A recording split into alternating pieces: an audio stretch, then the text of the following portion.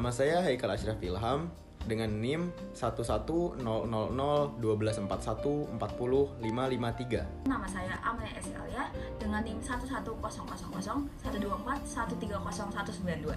Nama saya Pionaridya Patersawi Janarko dengan NIM 1100012414086. Nama saya Salamis Torus dengan NIM 11.1241303119.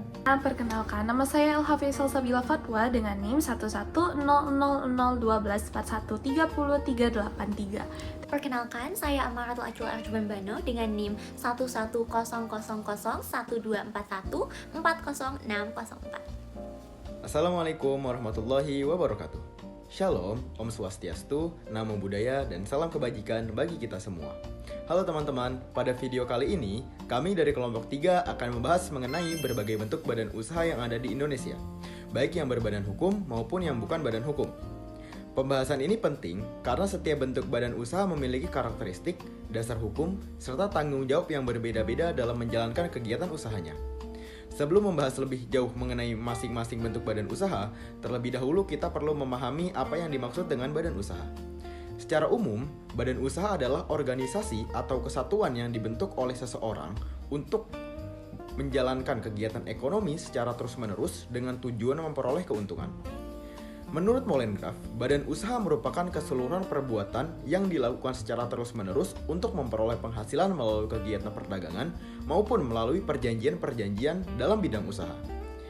Adapun tujuan didirikannya badan usaha antara lain untuk memperoleh keuntungan, mengembangkan kegiatan usaha, memenuhi kebutuhan masyarakat akan barang dan jasa, menciptakan lapangan pekerjaan, serta mendukung pertumbuhan ekonomi. Berdasarkan status hukumnya, badan usaha di Indonesia dapat dibedakan menjadi dua kelompok, yaitu badan usaha berbadan hukum dan badan usaha bukan badan hukum.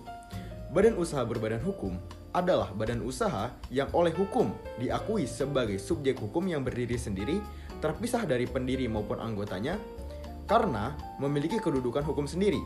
Badan usaha ini dapat memiliki hak dan kewajiban melakukan perjanjian, serta memiliki kekayaan yang terpisah dari kekayaan pribadi para pendirinya.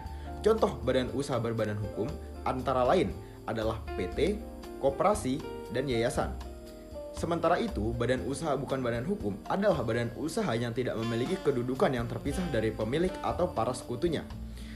Akibatnya, tanggung jawab yang diberikan terhadap kewajiban usaha dapat dibebankan langsung kepada pemilik hingga menggunakan harta pribadinya. Contoh, badan usaha bukan badan hukum antara lain Persekutuan Perdata, Firma, CV, serta usaha dagang. Nah, setelah memahami konsep dasar tersebut, selanjutnya akan dijelaskan lebih lanjut mengenai bentuk badan usaha bukan badan hukum, yaitu Persekutuan Perdata dan juga Firma. Selanjutnya, kita akan membahas tentang persekutuan perdata. Apa itu persekutuan perdata? Persekutuan perdata merupakan suatu perjanjian di antara dua pihak atau lebih, di mana perjanjian ini ada untuk mengikatkan diri kepada suatu persekutuan, di mana tujuannya adalah untuk membagi hasil atau keuntungan yang telah diperoleh. Persekutuan perdata sendiri diatur pada pasal 1618 KUH Perdata. Lalu, apa sajakah ciri-ciri dari persekutuan perdata itu sendiri? 1. Bukan badan hukum. 2. Berbasis perjanjian atau kontrak. 3. Ada pemasukan yang diberikan oleh seluruh sekutu yang dapat berbentuk benda, uang, atau skill. 4. Seluruh pihak bertindak atas namanya sendiri. Dan kelima, keuntungan atau kerugian dari persekutuan ini dibagi sesuai dengan porsi atau kesepakatan. Selanjutnya, kita juga perlu mengetahui tentang apa itu firma. Firma merupakan suatu badan usaha di mana badan usaha ini dijalankan oleh dua pihak atau lebih, di mana seluruh pihak ini menggunakan satu nama bersama. Beberapa contoh dari firma sendiri itu adalah PT Unilever Indonesia, PT Acara Internasional, PT Indofood Sukses Makmur, dan lain-lain. Lalu, kita juga perlu mengetahui tentang apa saja sih ciri-ciri dari suatu firma. 1. Setiap anggota bertanggung jawab enteng atas seluruh utang dan juga tanggung jawab firma. 2. Firma didirikan oleh dua pihak atau lebih. 3. Firma dijalankan dengan satu nama bersama. 4. Setiap sekutu berhak bertindak ke dalam maupun keluar firma atas nama firma itu sendiri. 5. Firma bukanlah subjek hukum yang terpisah. Kali ini kita masuk ke pembahasan dua jenis badan usaha, yakni CV dan usaha dagang. Pertama adalah CV. Dalam bahasa Indonesia disebut dengan persekutuan komanditer.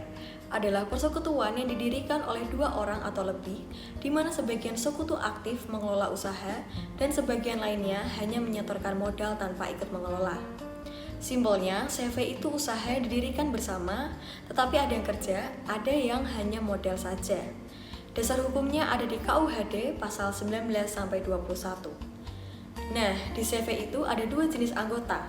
Yang pertama, sekutu aktif, yang turun langsung mengelola bisnis, tapi resikonya besar sampai harta pribadi bisa kena kalau usahanya rugi.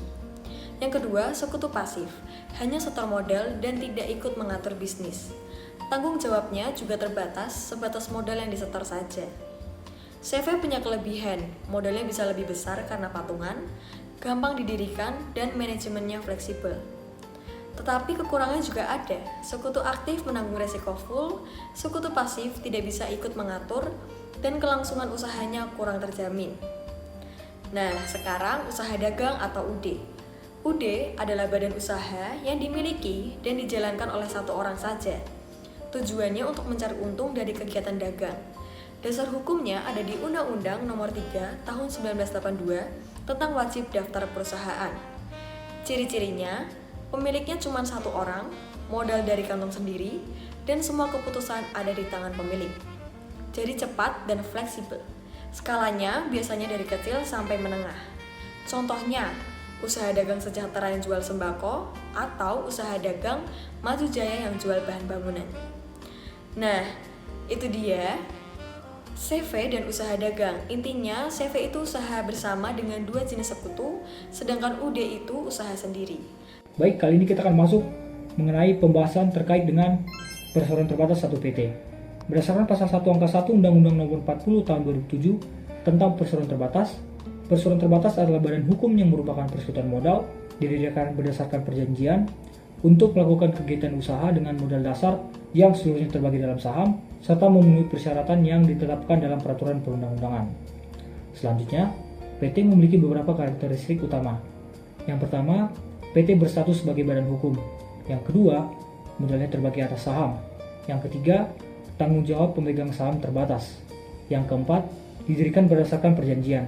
Dan yang terakhir, PT memiliki tujuan utama untuk memperoleh keuntungan atau laba. Kemudian, dalam struktur PT terdapat 3 bagian utama. Yang pertama adalah rapat umum pemegang saham atau RUPS sebagai pemegang kekuasaan tertinggi dalam perusahaan. Yang kedua adalah direksi, yang bertugas menjalankan dan mengelola perusahaan. Dan yang ketiga adalah Dewan Komisaris yang bertugas untuk mengawasi kinerja dari direksi. PT juga memiliki kelebihan dan juga kekurangan. Kelebihannya yaitu kemudahan memperoleh modal karena dapat menjual saham, tanggung jawab yang terbatas, dan keberlangsungan usaha lebih terjamin.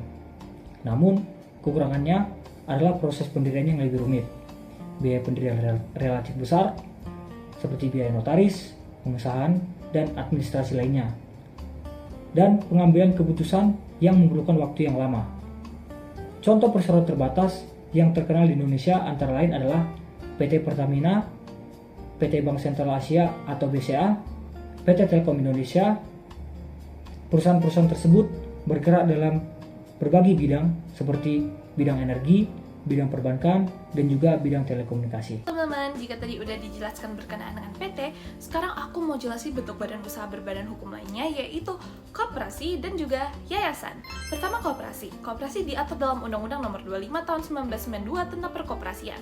Koperasi merupakan badan usaha yang beranggotakan orang perseorangan atau badan hukum koperasi yang menjalankan kegiatan berdasarkan prinsip koperasi dan asas kekeluargaan. Berdasarkan pasal 3 Undang-Undang Perkoperasian, koperasi dibagi menjadi 3 tujuan. Yang pertama, untuk meningkatkan kesejahteraan anggota, yang kedua meningkatkan kesejahteraan masyarakat, dan yang terakhir ikut serta membangun perekonomian nasional.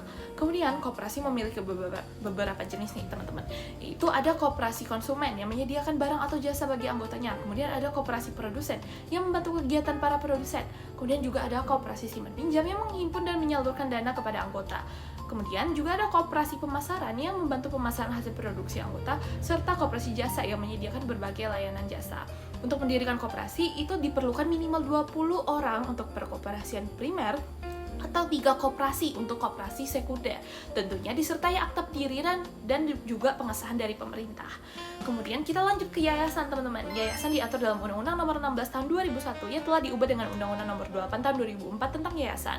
Yayasan sendiri merupakan badan hukum yang terdiri atas kekayaan yang dipisahkan dan diperuntukkan untuk mencapai tujuan sosial, keagamaan, dan kemanusiaan, serta tidak mempunyai anggota.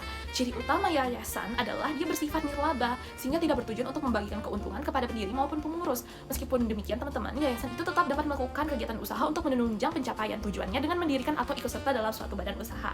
Dalam menjalankan kegiatannya, yayasan memiliki 3 organ. Yang pertama, pembina sebagai organ tertinggi. Kemudian yang kedua, pengurus, yaitu dia mengelola kegiatan yayasan, dan pengawas yang tentunya tugasnya mengawasi. Contoh yayasan nih, teman-teman, ada Yayasan Dompet Wafa, ada Yayasan Pendidikan Telkom, juga ada Yayasan Kanker Indonesia. Demikian penjelasan mengenai koperasi dan yayasan sebagai badan usaha berbadan hukum. Terima kasih. Baik, setelah dijelaskan berbagai bentuk badan usaha, sekarang saya akan menjelaskan perbedaan antara badan usaha berbadan hukum dan juga badan usaha bukan badan hukum sebagai kesimpulan. Perbedaan yang pertama adalah pada status hukumnya. Badan usaha berbadan hukum seperti perseroan terbatas, koperasi, dan juga yayasan memiliki kedudukan sebagai subjek hukum yang terpisah dari pendiri atau anggotanya. Sedangkan pada badan usaha bukan badan hukum seperti persekutuan perdata, firma, CV, dan juga usaha dagang tidak memiliki kedudukan hukum yang terpisah dari pemiliknya. Perbedaan kedua terletak pada harta kekayaan. Pada badan usaha berbadan hukum, harta perusahaan dipisahkan dari harta pribadi pemilik. Sebaliknya, pada badan usaha bukan badan hukum, harta usaha dan harta pribadi pemilik tidak dipisahkan secara tegas. Perbedaan ketiga adalah pada tanggung jawab pemilik. Dalam badan usaha berbadan hukum, tanggung jawab pemilik umumnya hanya terbatas pada modal yang ditanamkan. Sementara itu, pada badan usaha bukan badan hukum, pemilik dapat bertanggung jawab hingga menggunakan seluruh harta pribadinya. Selain itu, badan usaha berbadan hukum memerlukan pengesahan dari negara untuk memperoleh status badan hukumnya, sedangkan pada badan usaha bukan badan hukum memiliki proses pendirian yang lebih sederhana. Dalam praktiknya, usaha kecil seringkali menggunakan bentuk usaha dagang ataupun CV karena lebih mudah untuk didirikan, sedangkan usaha yang lebih besar pada umumnya memilih perseroan terbatas karena memiliki perlindungan hukum yang lebih kuat dan jelas. Adapun koperasi bertujuan meningkatkan kesejahteraan anggota, sementara yayasan bergerak di bidang sosial, keagamaan, dan juga kemanusiaan. Jadi sebagai kesimpulan, perbedaan utama kedua bentuk badan usaha ini terletak pada status hukum, pemisahan harta, tanggung jawab pemilik, dan proses pendiriannya. Oleh karena itu, pemilihan bentuk badan usaha harus disesuaikan dengan kebutuhan dan juga tujuan yang ingin dicapai. Baik, sekian yang dapat disampaikan oleh kelompok kami. Kurang dan lebihnya mohon maaf. Terima kasih.